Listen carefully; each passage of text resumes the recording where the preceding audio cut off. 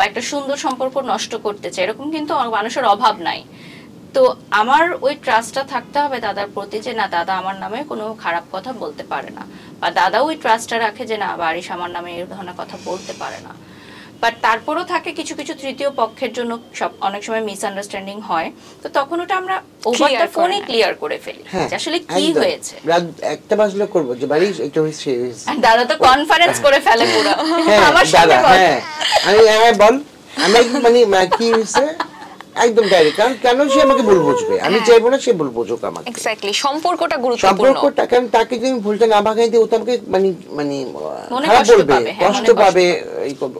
ওর বলে না কিন্তু সবার বেলায় আমি ডাইরেক্ট, আমি যদি শুনলাম যে বারিশ এই কথাটা হয়েছে, আমি কিন্তু বারিশকে আগে জিজ্ঞেস করি বারিশ এই কথাটা কাজটা হয়েছে, যদি দেখলাম যে বারিশ অন্যায় বল, বারিশ তোর অন্যায় হয়েছে, তুই তাকে ফোন করে সরি বল।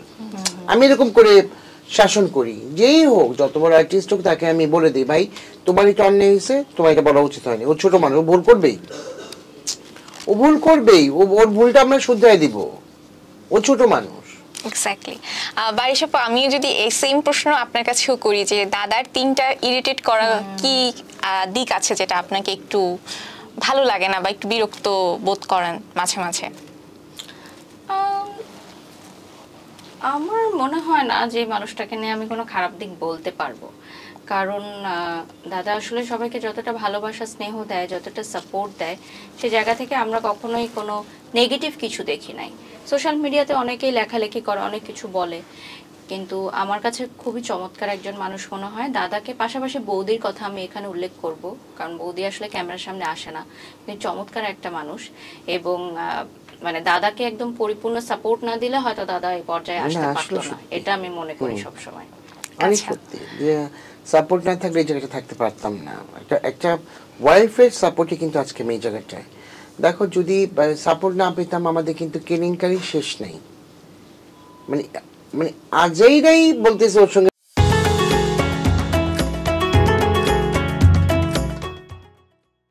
প্রেম, ওর বাচ্চা হয়ে গেছে, ওর বিয়ে করছে, কানেই নেয় না, কারণ তার হাজবেন্ডকে সে চেনে। আমি কাজ বাসা ছাড়া কিন্তু কিচ্ছু বুঝি না। তারপরে দেখো আমি যদি প্রেম করি বা পরকীয়া করি, সাপোজ আমার ফোনে তো একটা আমি কথা বলে তো বুঝতে পারবে আমার ওয়াইফ যে সে কি বলতে চাচ্ছে, আমার চোখে মুখেই তো বুঝবে। কেউ ফোন করলে বকা দেই, গালি দেই, এই রাখ ফোন, ব্যাস শেষ। সে যেই হোক, ব্যস্ত আছি, পরে কথা বলতেছি। আচ্ছা ডেট আছে আমার কাছে, হচ্ছে এই জিনিসটা যে ডেট আছে, 1 তারিখে শুট করবো, 22 তারিখে এই জায়গায় যাবো, এই প্রোগ্রাম আছে, পারবি? হ্যাঁ ওকে। বৌদি কিন্তু খুব ভালো গাইড করে, সে কিন্তু আমাদের শোবিজ ইন্ডাস্ট্রির কেউ না, কিন্তু আমি খুব অবাক হই মাঝে মধ্যে যে সে এত বড় বড় প্রবলেম গুলো কিভাবে সলভ করে দেয়। মানে থাকে না, আমাদের ফোন আলাপও শুনছে, তখন সে এমন একটা মন্তব্য করে যেটা আসলে মনে হয় যে বাহ, এর সলিউশনটা তো আমাদের মাথায়ও আসেনি।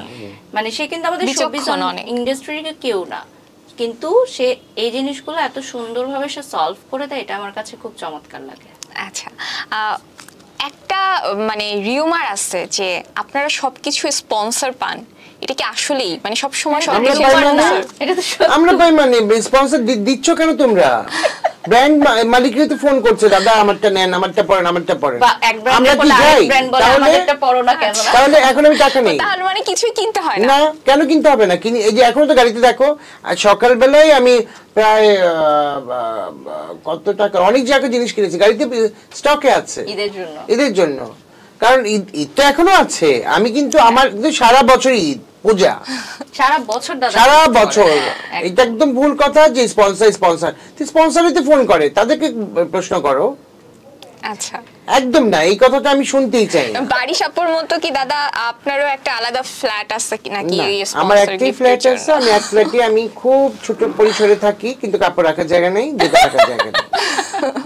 বারিশ তো খুব মানে সুন্দর করে গুছিয়ে রাখে, আমার আমার প্রচুর প্রচুর প্রচুর জিনিস, কিন্তু স্পন্সর জিনিস আসে বাসায়, গিফটও আসে, কিন্তু ওই যে স্পন্সর বললাম এই জিনিসটা ম্যাচ খারাপ হয়ে যায়, তারা কেন ফোন করে, তারা কেন পাঠিয়ে দেয়, দাদা একটু দেই, দাদা একটু পাঠায়। সবচেয়ে মজার ব্যাপার হচ্ছে দাদার কালেকশন দেখার জন্য আমরা বাসায় যাই, মানে এত কালেকশন, সে যে দেশের বাইরে যায় হিউজ সে শপিং করে, যতবারই দাদার সাথে দেশের বাইরে যাওয়ার সুযোগ হয়েছে।